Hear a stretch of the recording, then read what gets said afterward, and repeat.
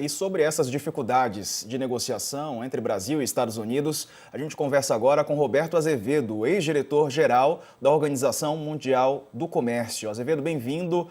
Boa tarde para o senhor. Te pergunto como é que o senhor tem visto, essas dificuldades todas em manter um diálogo, Quer dizer, está difícil abrir um canal de conversas com os Estados Unidos porque eles parecem não estar dispostos a isso. Boa tarde.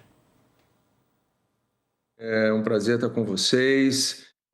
A dificuldade dos canais, ela já existe, não é da agora, né? Eu acho que nós temos uma realidade de que o diálogo diplomático entre as duas administrações não está na melhor etapa, na melhor fase, e é um desafio que nós temos que superar. Porque se não houver o contato entre as duas administrações, se não houver o contato formal, institucional, por mais que você tenha missões parlamentares, missões empresariais, a negociação não vai acontecer. A negociação ela é exclusividade do Estado, é uma exclusividade constitucional, é uma prerrogativa constitucional atribuída ao Estado. Portanto, nós temos que superar isso aí e usar os caminhos e os meios que forem necessários para retomar, para reabrir, esses canais. Embaixador, como o senhor falou, o Brasil está sem canais de diálogo com os Estados Unidos, né? Isso já aconteceu alguma vez antes? O senhor lembra de algum outro período em que tivesse um distanciamento tão grande dos dois governos? Que o Trump deixou o Lula falando sozinho, né? Ele simplesmente não abriu nenhum canal de negociação. Uma pergunta direta, embaixador. Se o senhor fosse interlocutor do Brasil, por onde começaria a negociação com o Trump? O senhor já negociou com ele quando era da OMC, né? Já conversei com ele. Negociar não é exatamente o termo, mas sim, já tive contato com ele, já conversei com ele e, enfim, correu curiosamente muito dentro do que eu imaginava que fosse correr. Podia dar muito errado, né? Mas não deu. Conseguimos que a conversa fosse de bom tom. Começou muito difícil a conversa, mas terminou muito bem. Curiosamente, e eu tinha uma dificuldade muito grande, porque essa aproximação, não é nem uma aproximação, mas esse diálogo com ele podia causar problema para outros membros, da organização.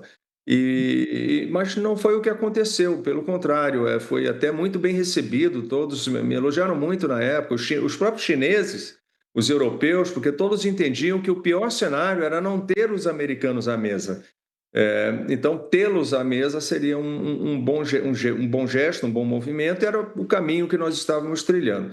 Uma dificuldade que nós temos em abrir esse diálogo com os Estados Unidos é que nem tudo, embora no Brasil a gente veja isso dessa forma, e naturalmente veja isso dessa forma, o Brasil não é um único player nesse processo, né? Tem outros países, tem outras prioridades.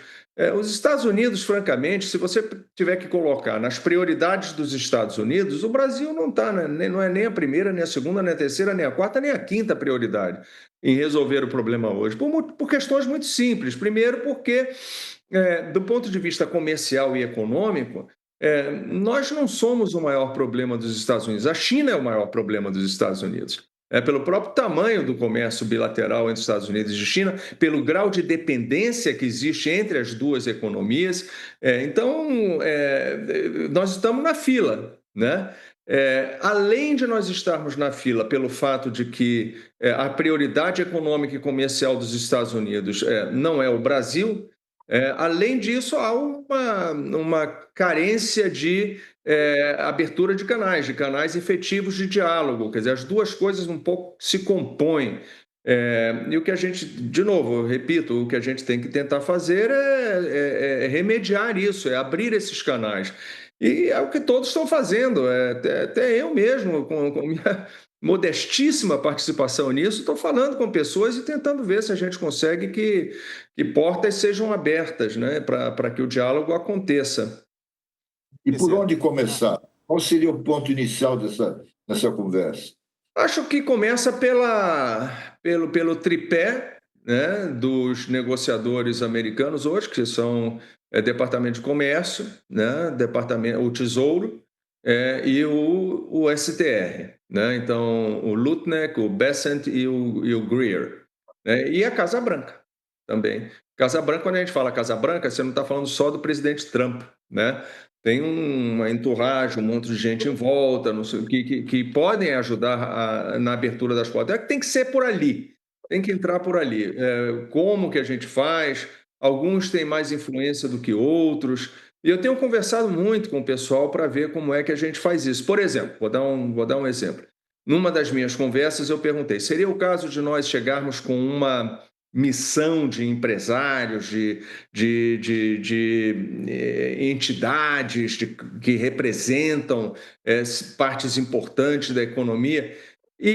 Curiosamente, a resposta que eu recebi foi: esse tem um impacto muito pequeno, porque os processos hoje, sobretudo no diálogo com a Casa Branca e mesmo com esses interlocutores dessas 3 áreas que eu mencionei, tem sido muito pessoal, é um processo muito personalizado. Então, é mais fácil, por exemplo, o presidente receber um CEO de uma corporação com quem ele tem uma boa relação, que ele admira, com quem ele se dá bem, e ouvir essa pessoa, do que receber 200 empresários que ele não conhece, ele não tem nenhuma relação, afinidade. Então, no fundo, um pouco o que eu ouço muito, e que eu concordo, porque foi exatamente com esse espírito que eu comecei a minha conversa com o presidente Trump, é que num diálogo e numa tentativa de aproximação nessas circunstâncias, você não pode usar o livro-texto, sabe, de relações diplomáticas ou de relações de negociação comercial. O livro-texto não se aplica. Você tem que pensar de uma maneira diferente, tem que encarar tudo isso de forma pragmática, de forma muito fora da caixinha, né, como a gente fala. Embaixador, boa tarde. É, hoje, em 2025, a gente está na seguinte situação, que o presidente dos Estados Unidos, não é só que ele não acredita na força, na importância de organização multilateral, mas ele é frontalmente contra esse tipo de organização, como a OMC. E a OMC já foi muito importante, inclusive na década passada, na questão do contencioso do algodão, mas o Trump é absolutamente contra esse tipo de negociação. Que força que hoje tem a OMC para liderar, para ser esse palco hoje em dia, nesse momento, para o Brasil em relação aos Estados Unidos? Então, o presidente Trump, ele tem uma postura, que é a postura das grandes potências. O sistema multilateral e o sistema internacional, ele é bom enquanto ele serve aos meus interesses. No momento que eu sinto que ele não serve mais aos meus interesses, eu não vou mais apoiar esse sistema. Não é à toa que o sistema que foi criado depois da Segunda Guerra Mundial, e na área econômica, o sistema de Bretton Woods, ele reflete muito a estrutura regulatória e legislativa, né, jurídica dos Estados Unidos. Você pega acordos internacionais na área, por exemplo, de subsídios à exportação, ou de antidumping, direitos compensatórios, é quase uma cópia, ipsis literis, dos regulamentos americanos. E é natural, né? Eles fizeram aquilo para refletir, né, as práticas e a legislação norte-americana.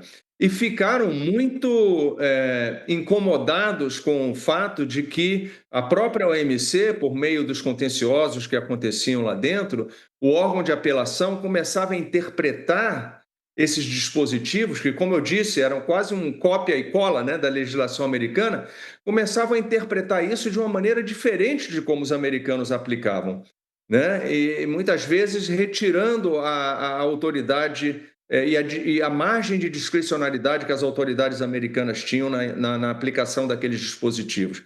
Então, não confiar ou não querer um sistema multilateral que não está, no entender dele, atendendo aos interesses dele, é natural, eu consigo entender. A OMC, as pessoas às vezes não têm essa clareza. A OMC, ela não é um ente pensante, né? Muita gente diz: por que a OMC não diz isso? Por que a OMC não faz... A OMC, ela não é um indivíduo, um ser, ela é o conjunto dos membros, de verdade.